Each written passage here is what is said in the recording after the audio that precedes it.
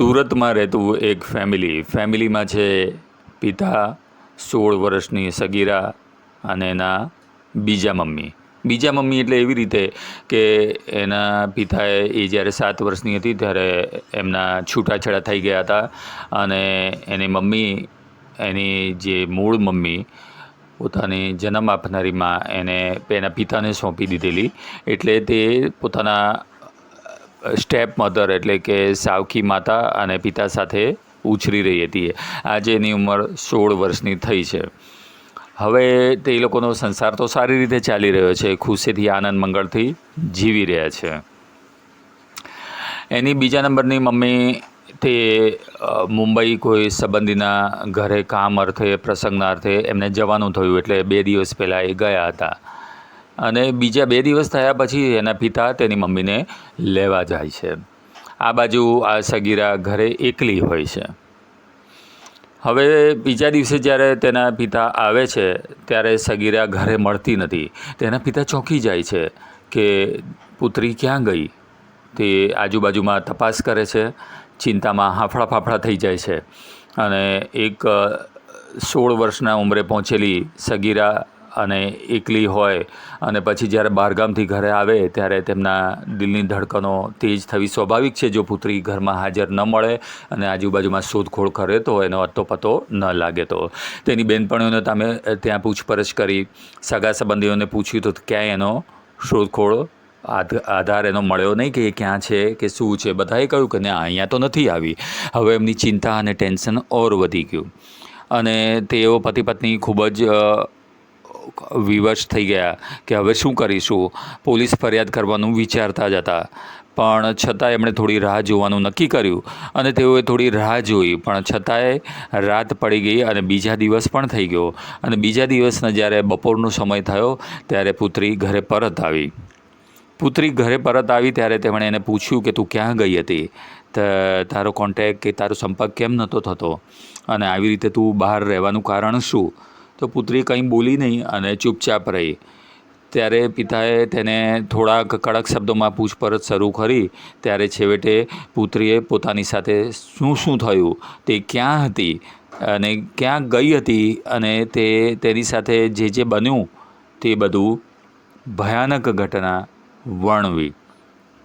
એમાં થયું એવું કે જ્યારે તે નાના હતા એટલે કે થોડી સમજણી થઈ હતી ત્યારે તેઓ અમદાવાદ રહેતા હતા અને અમદાવાદ રહેતા હતા ત્યારે એમના પડોશીએ એમને કંઈ પણ કામ હોય તો એને પૂછપરછનો સંબંધ એકબીજાનો વ્યવહાર હતો.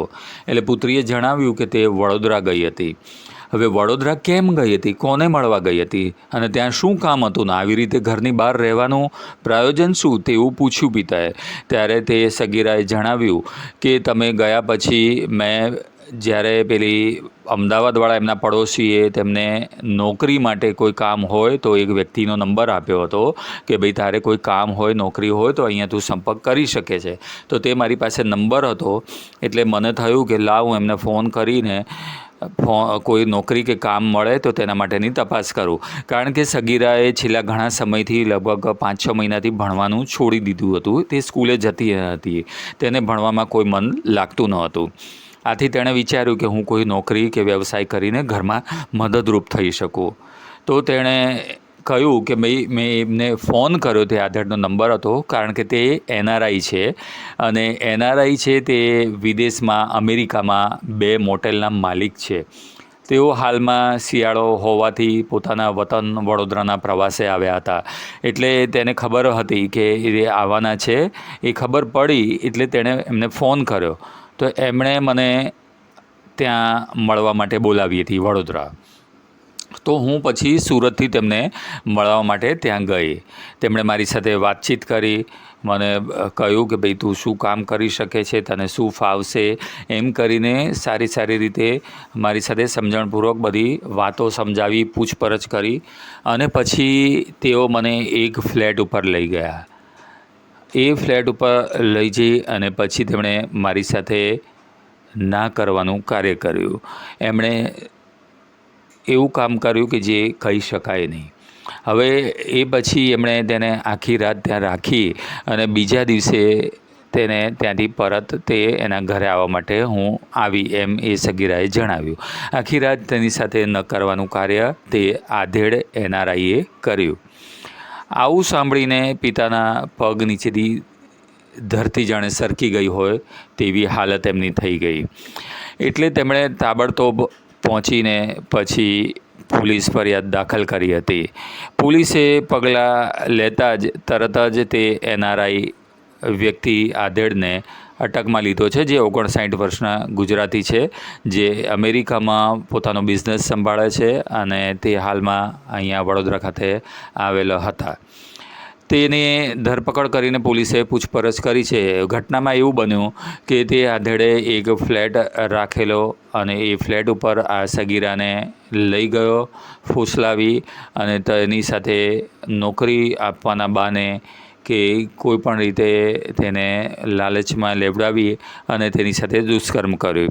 હવે માત્ર 16 વર્ષની સગીરા જે આવા બધા કાર્યથી ગભરાઈ જાય, જે એના પિતાથી પણ મોટી ઉંમરના દાદા જેવી ઉંમરની વ્યક્તિ તેની સાથે આવું કામ કરે તો તેની શું હાલત થાય તે સમજી શકાય એવું છે.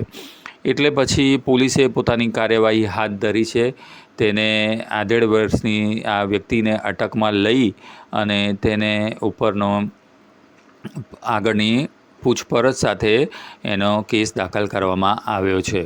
હવે આમાં જોવાનું એ છે કે ઘણા લોકો આ કિસ્સો જેવી રીતે ફેલાયો હતો ચારેકોર, સુરતથી લઈને વડોદરા સુધીને લગભગ ગુજરાતભરમાં તેની ચર્ચા થઈ ગઈ છે અને લોકો ચોંકી ગયા છે આવો કિસ્સો સાંભળીને.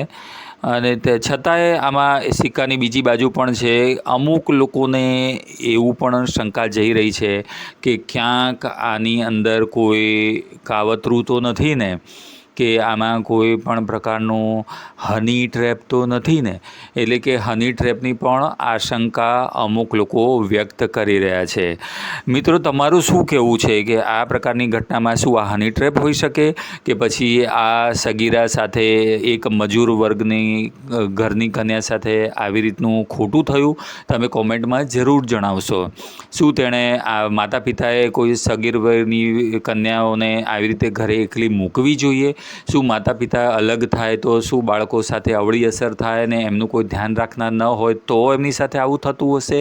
કે શું આધેડ વયની વ્યક્તિએ લાલચ બતાવીને તેની સાથે આવી રીતે ખોટું કામ કર્યું? એ વિશે પણ તમે કંઈક કોમેન્ટ કરજો. એટલે અને જો એ આ વાત સાચી હોય તો તેની ઉપર એ આધેડ ઉપર શું પગલાં લેવા જોઈએ? તમારો મત જણાવશો કોમેન્ટમાં. અને જો આ હની ટ્રેપ હોય અને કોઈ વ્યક્તિને ફસાવાનું કાવતરું હોય તો પણ શું કરવું જોઈએ એ પણ કોમેન્ટમાં જણાવજો. વિડીયોને લાઈક કરજો.